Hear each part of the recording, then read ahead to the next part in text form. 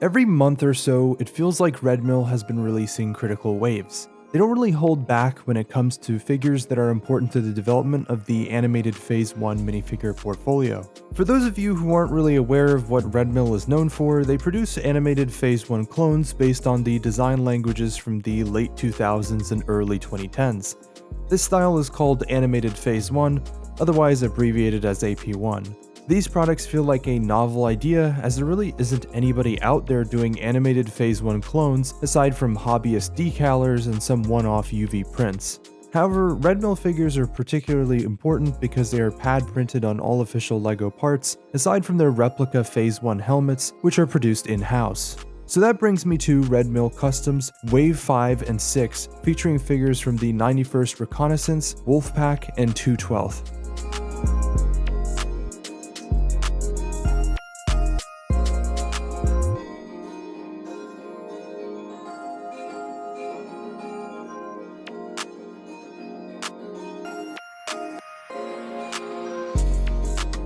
So you might have noticed in the B-roll here that there are a few uniquely colored accessories that are visually similar to LEGO's Kama and Pauldrons. Well, these are Redmill Custom's molded AP1 accessories and include visors, antennas, flashlights, and even macro attachments. I wanted to cover these first ahead of everything else here because they are something that I was actually asking Redmill to make, and they've delivered on that pretty damn well. I know that not a lot of people are fans of AP1 customs, they may or may not like the design style or just simply didn't grow up on AP1s. Fine. However, if there's any sort of product I can go ahead and recommend that is universally important for all fans of LEGO clones, no matter which design style you prefer from 2020 to 2009 style clones, it has to be the accessory kit.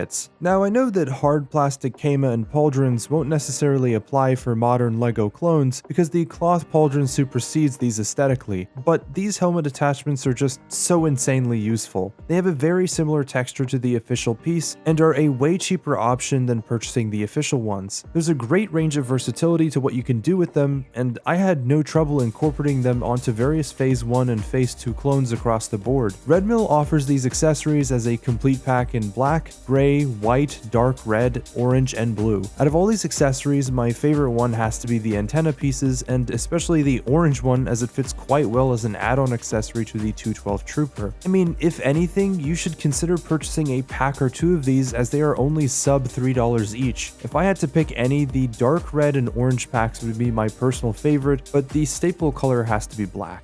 Okay, with the accessory packs out of the way, I can finally move on to the 91st Recon Trooper, which is so far the only 91st figure that Redmill has ever produced. While I've covered a lot of 91st Recon Troopers by other producers, I haven't seen an AP1 rendition of a 91st Grunt. This is partly because the 91st weren't really seen until the Phase 2 style of armor came around at the tail end of the Clone Wars.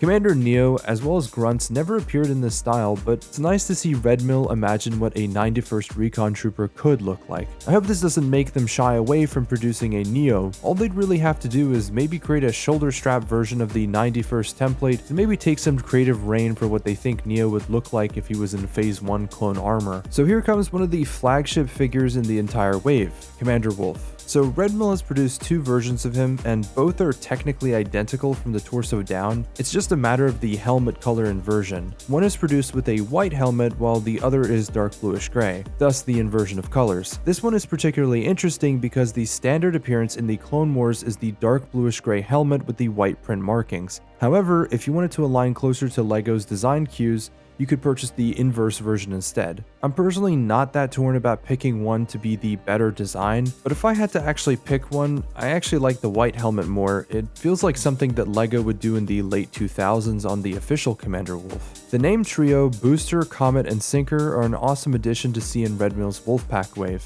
They're covering all of their named clones first before anything else here. Dare I say that by producing this trio as well as the Grunt Trooper, they've basically completed and serviced all of the Wolfpack troopers as seen in the Clone Wars. There really aren't any named Wolfpack clones seen throughout the show, and I'd argue in previous waves it was more difficult to compact other legions and units like the Coruscant Guard, which has dozens of unique named clones. Sinker, Common, and Boost all have the same template from the torso down. The only really unique thing is the helmets, and that is a pretty common design cue not just in Redmill but with GCC's 2020 P2 style clones that share the same torso and leg design across the three. Commander Cody, as part of the current wave, is the staple expansion figure of the 212th Attack Battalion. As the commander of the 212th Legion, he's going to be the most critical character that is worth picking up in this wave. As a lateral upgrade from the LEGO version released in the late 2000s, the new Commander Cody corrects a lot of the shortcomings from LEGO, like the lack of arm printing detail, a fully covered and well-aligned fin print, as well as leg printing. What bothered me the most was actually the scaling of the orange markings on the torso.